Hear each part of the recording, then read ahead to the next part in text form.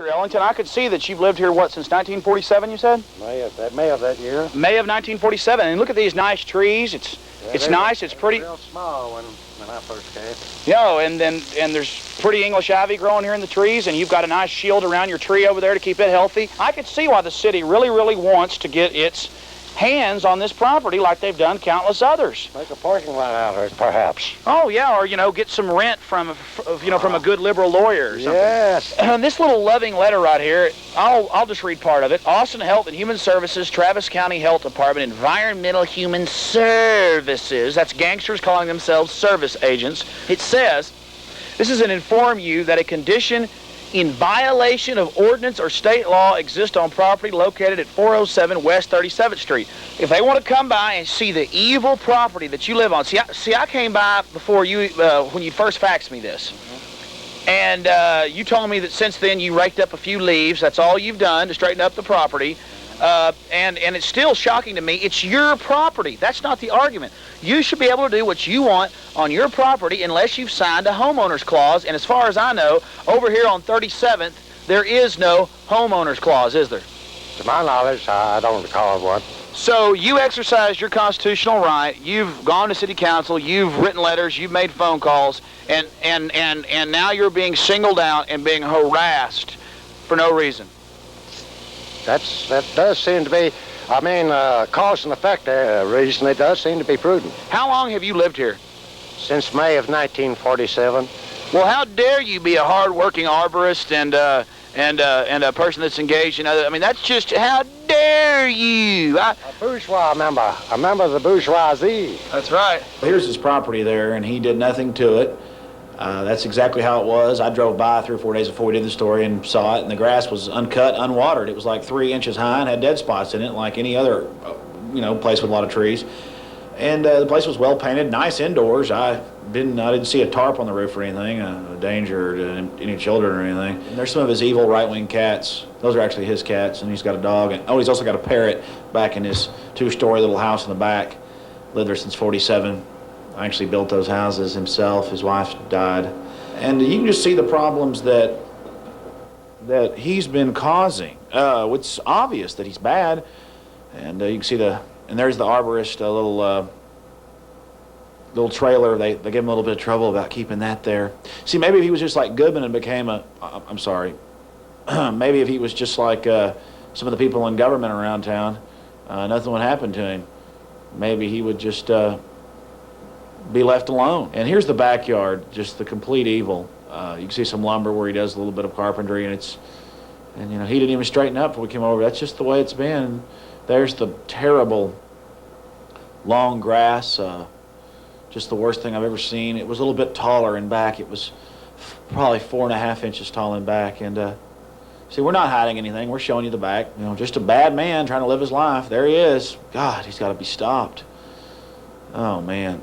And there's the letter he got on July 17th. We were on the story by the 25th, and by the 26th, and the Statesman had countered by the 31st with a story about how, it was all East Austin, it was all crime, it was all broken sewage, every buzzword they could think of.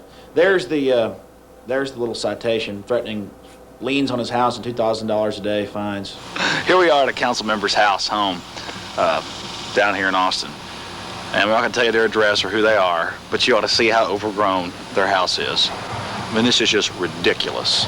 Very nice little neighborhood over there, I will tell you. I think it makes me the maddest is how the paper countered with that story. We came out and did a story about Mr. Ellingson being harassed by the health department and environmental services, and 2 days later, there was a front page thing on the health department saying how wonderful they are, stopping crime, sewage, and helping the children in East Austin. Why, everything health department did it. This is a council member. Now, we should probably slap up some footage later of Mr. Ellingson's and show you that this is 10 times more overgrown than his property. Selective enforcement. Selective enforcement. And we're not attacking this council member. We're just saying, hey, maybe they should know about the hypocrisy in the city that they run, that we've elected them to protect us from their own minions. Even the driveway's overgrown. I mean, look at that. And folks, the camera can't even catch what's going on in this yard. And it's not our business. We don't care. I don't think it's a problem.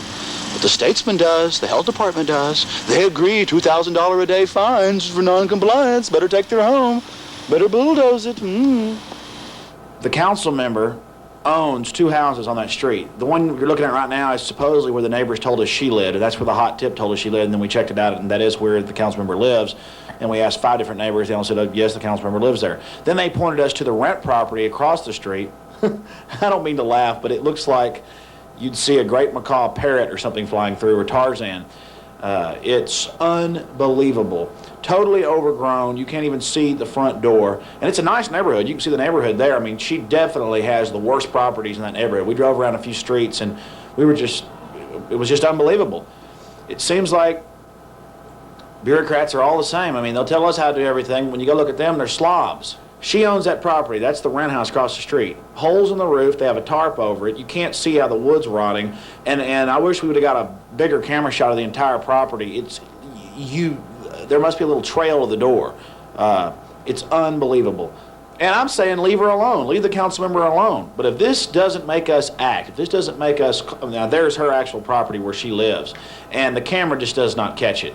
Unbelievable. And the air was just swimming with mosquitoes. I was being bit on the head and on the back of my neck and on my hands.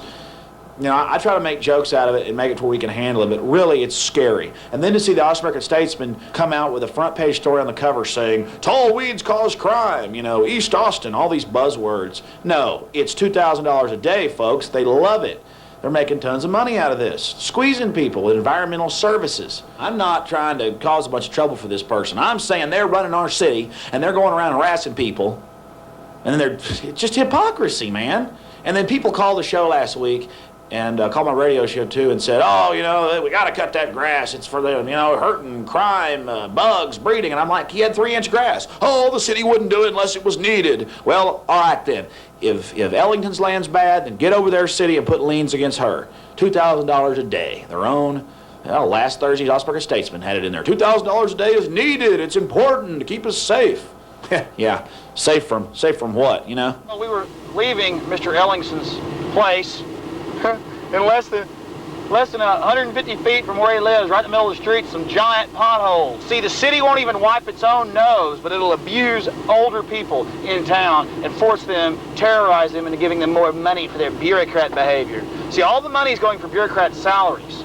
It's not going to actually do the work of the city. Now they have to force us to do everything. Here, let's see the loving pothole. Here we are, just right down the road again, and look. They're telling him to mow his yard when his grass is 3 inches high and he hasn't mowed it when this kind of stuff's going on. About a 6-inch deep pothole. And there's more down here. So ask yourselves, what kind of country is this? Well, that's the truth of it. All they do is harass the citizens, push the people around. We're losing more and more of our personal rights, and they're making despotic inroads into private property while at the same time not taking care of the essential services. You see, they dangle essential services in front of your head. Oh, you want the potholes filled. Oh, you want the EMS to have radios, don't you? See, they pay for the essentials last and pay for all their greed and strange bureaucratic behavior first. I'm talking about the people that are under the control of our federal government that want to pay homage to them. Here we are at the loving, caring city. Austin Health and Human Services, Travis County Health Department, Environmental Health Services Division, down here on 15th Waller Street. And look at all the weeds over there. Look, it's worse than, much worse than Mr. Ellingson's ever was. By that air conditioner, look, that's 6-inch grass. Oh, I'm going to take the city building if it doesn't fix it. We'll have to put a lien against the city building. Oh my gosh. Oh, this is just the worst. Oh my gosh. Now, folks, I know this seems really stupid, doesn't it? What is the big deal about weeds growing? Much less on somebody's private property. Oh yes, the city's being well taken care of. Look how nice the city buildings are. Boy. This is where little terrorist activities are launched from in abusing the citizens of Austin, people that pay for their homes, like Mr. Ellingson, who's had his home since 1947, owns his home outright. They can't stand that. Look at it. But it's this power. Look at those bureaucrat notebooks and things up there. Think of all the wonderful harassment that goes out of this little mobster building. Words and pictures can't describe. You have to be out there at the health department and just see how run down and messed up it was, with trash on the ground and thousands of cigarette butts and weeds growing up everywhere and walls falling down. It was just really depressing. And again, from council members to the health department that does the citations, $2,000 a day for not having your grass cut if it's over 3 inches. It's out of control. It's hypocrisy. And something scary about that letter was it said objectionable material. Well, I mean, they had trash all over the place and cans laying around on the ground and just piles of cigarette butts and diseased-looking birds hopping around. I mean, that's not, and nobody's faulting them. Why are they faulting, and then the paper comes in after we did that story and comes in defending the health department. They're shaking people down, man. They're shaking them down. Plain and simple.